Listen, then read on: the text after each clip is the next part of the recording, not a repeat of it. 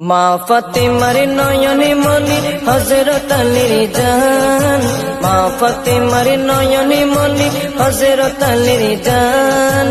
ইমামে হুসাইন শহীদ হলো কারবালার ময়দান, ইমামে হুসাইন শহীদ হলো কারবালার ময়দান।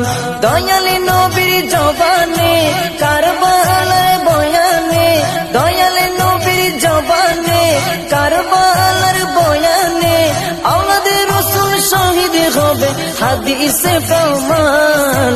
ইমামে হুসাইন শহীদ হলো কারবালার ময়দান, ইমামে হুসাইন শহীদ হলো কারবালার ময়দান।